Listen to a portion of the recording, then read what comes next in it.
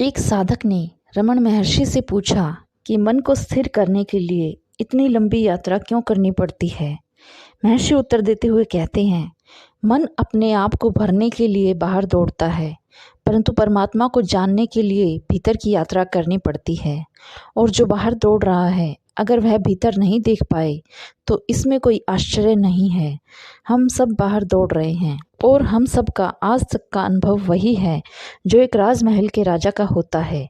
हम खुद ही देख सकते हैं कि हम में से आज तक कौन कितना अपने आप को भर पाया है।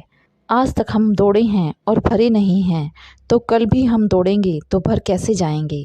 आज तक बस हम दौड़े हैं और खाली हाथ हैं, लेकिन कल की आशा दौड़ाए चली जाती है कि कल शायद भर जाएं। और दौड़ें और दौड़ें, कल शायद वह परिपूर्णता मिल जाए, वह पूर्णता मिल जाए जिसकी तलाश और खोज हमें है। लेकिन जो दौड़ता है बाहर, वह उसे कभी नहीं पा सकेगा। आदमी ढूंढता है बाहर और जिसे पाना है वह उसके भीतर है। इसलिए जितनी खोज बढ़ती है उतना ही खोता चला जाता है।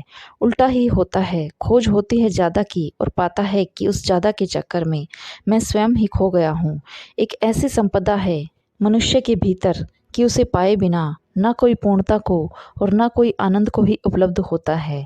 एक ऐसा सत्य है मनुष्य के भीतर, एक ऐसा राज्य, एक ऐसा सौंदर्य, एक ऐसा आनंद कि उसे पाए बिना हर आदमी दीन है, दुखी है और पीड़ित है। फिर चाहे वह बाहर की दुनिया में कुछ भी पा ले, अगर भीतर के जगत में उसने कुछ नहीं पाया तो उसकी सारी संपदा का मूल्य 2 कौड़ी से भी ज़्यादा नहीं है।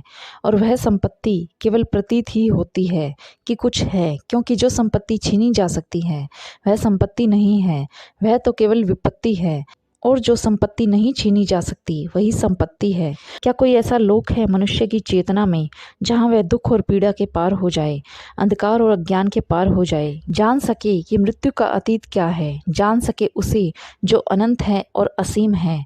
और जानने वालों ने पाया है कि वह संपदा मनुष्य के भीतर ही है, सबके भीतर है। लेकिन होना मात्र काफ़ी नहीं है, उस पर दृष्टि भर नहीं होनी चाहिए, उसका दर्शन होना चाहिए।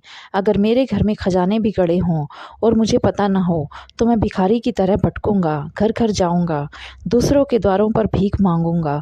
मेरे घर में गड़े हुए खजाने किसी अर्थ के न होंगे, वे अर्थवान तभी हो सकते हैं जब मैं उन्हें जान लूं, पहचान लूं। महर्षि, वह कौन सी चीज़ है जो भीतर देखने से रोके हुए है, उस तरफ आंख उठाने से रोके हुए है। एक बात और केवल एक ही बात है, और वह यह है कि शायद यह आशा कि मैं बाहर कुछ पालूंगा, कोई संपत्ति, शक्ति, पद, वैभव, कुछ पालो बाहर तो तृप्ति हो जाए। मेरी यह आशा और भ्रम ही भीतर की तरफ आंख नहीं उठने देता।